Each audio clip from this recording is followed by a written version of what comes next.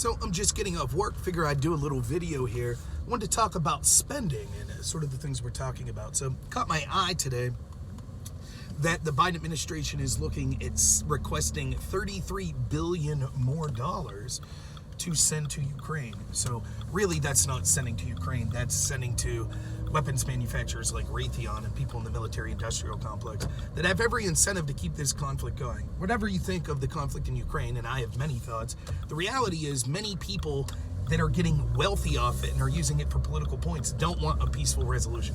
Although I despise what Russia did, I still would rather see a peaceful resolution than continued fighting.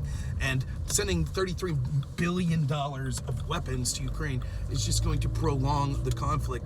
Even if you would argue that it would be good to do so, I think that we need to focus on Americans first. And I'm tired of sending billions of dollars to other places, particularly Ukraine. Let's not forget, Joe Biden's son, Hunter, along with John Kerry's son, and many other politicians' family and friends, were making insane amounts of money as our government voted to send billions to Ukraine, and then their family members were working for the Ukraine and getting kickbacks and things like that. So it's a continued money laundering scheme with a blank checkbook where, well, we just got to send billions more. Now, this is being embraced by the same people that said we didn't have a few $1 billion to build a border wall. That was too much. We couldn't do that.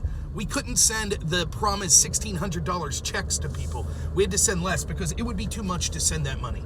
But we could send billions and billions and billions to Ukraine.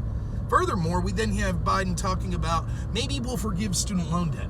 Bernie Sanders' total forgiveness of student loan debt estimates said it would cost over $1 trillion. Now, in a time when we have inflation that's at record levels, depending on the metrics you use, if we use the metrics that we were using back in the 70s and 80s, we would be at record levels since the Great Depression. But they're at least near highs or total highs for the past 30, 40 years. So we're just going to print billions and trillions of more dollars to send to interest outside the United States? Or we're going to print trillions of dollars to forgive student loan debt? But we couldn't spend money, for example, on things like border security. Now, the question I have is, I've been looking at a lot of people talking about Elon Musk, and there's this stupid meme that's going on that's saying, people say that it would only cost $44 billion to solve world hunger. Well, really? Well, then why doesn't the government just magically print $44 billion and solve world hunger, if it's that simple? I mean, if they could print $33 billion to send to Ukraine, why not just print $40 billion and solve world hunger? Doesn't that seem like a more noble thing to do? It's almost like, one, it's not that simple, and second, they know that they can't just print money like this. I've debated many people on this, even recently, about the idea that, no, it's okay to just create new money. Depending on the metrics that you're using, we have increased our money supply 50% or higher since Joe Biden's been in office.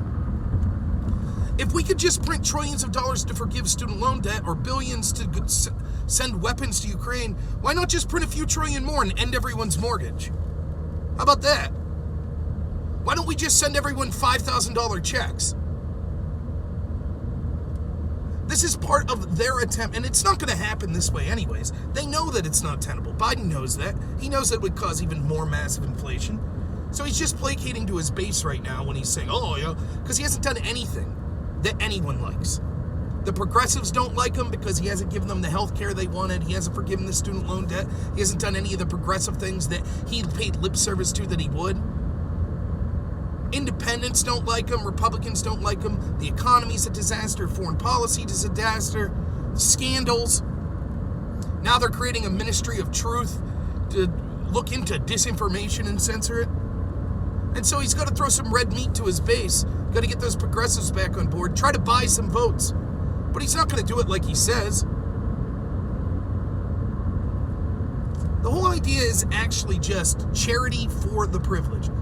It'll be excellent to tell my friends I went to high school with, who graduated high school or didn't graduate high school and immediately got a job, and because of the sweat of their brow working for the past 20 years, 40 hours a week if not more, maybe they own a home and they've pulled themselves up from the lower class to a lower middle class, or even middle class.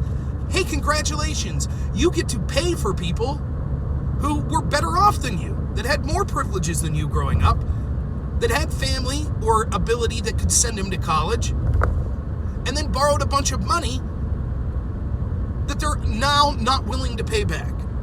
You get to pay that money.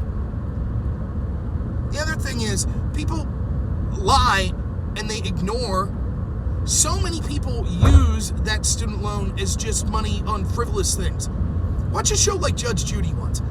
Probably 1 out of every 10 cases, there'll be someone on there going, I'm suing for this, that, and the other. I went and I bought a new car stereo and I got my windows tinted, or I bought new furniture, I did this. And Judy will say, how do you support yourself? And they say, well, I'm unemployed. Okay, well then how do you pay for yourself? With my student loan refund. That's how I bought that new stereo system. That's how I went on vacation. There are so many people, and I was one of them, that was partying my ass off in college. Yes, I eventually graduated. I got a degree that's basically worth nothing, that I don't use. Why should everyone else have to pay my loans back? Why should the people that did the right thing have to pay my loans back? It was my mistake. That's the other thing. Forgiving student loans would massively benefit my bottom dollar financially, but I don't care. It's the wrong thing to do. And if anything, instead of making the taxpayer pay for it, then start taxing the university endowments. They're the ones that the quality of the education has declined precipitously, along with the price of it rising exponentially. So if the product's even shittier and they're charging more for it, and now kids are being screwed because they're getting these degrees that aren't able to get them into the job market that they thought, have them pay it. Make the schools be the one. They're the ones who screwed the product up.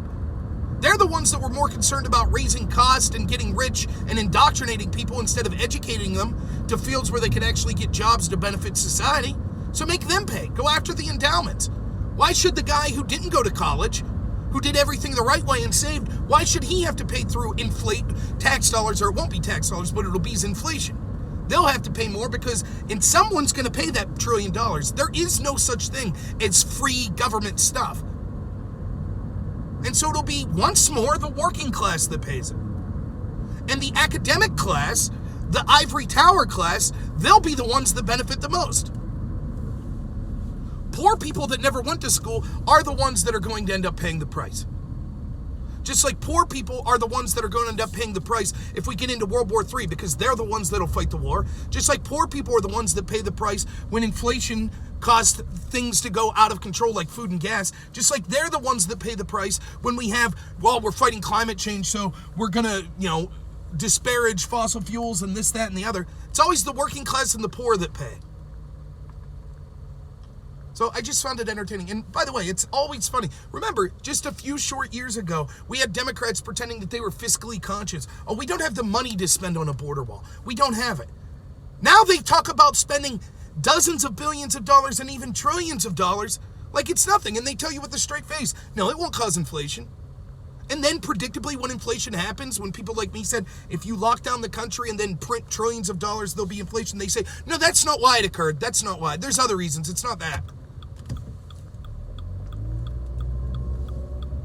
So, but interesting to see, Joe Biden stabbing at the wind because he's so unpopular to do these sort of things.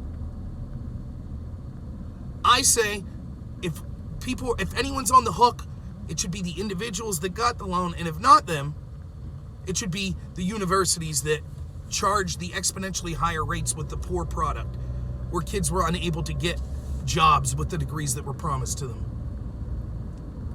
And there's no reason, if we're going to bail that out, that we shouldn't bail mortgagees out, people that own mortgages. We shouldn't bail all sorts of other people out. If we're going to send people that have borrowed for student loans $20,000, every American should get that $20,000. But oh wait, that would be worthless. It would just cause inflation. So, all right, hey, thanks for watching this. If you like this, please consider liking and subscribing. And check out my live streams I'm usually doing between 8 and 10 p.m. Eastern, right here on YouTube on twitch.tv/Rob Noor.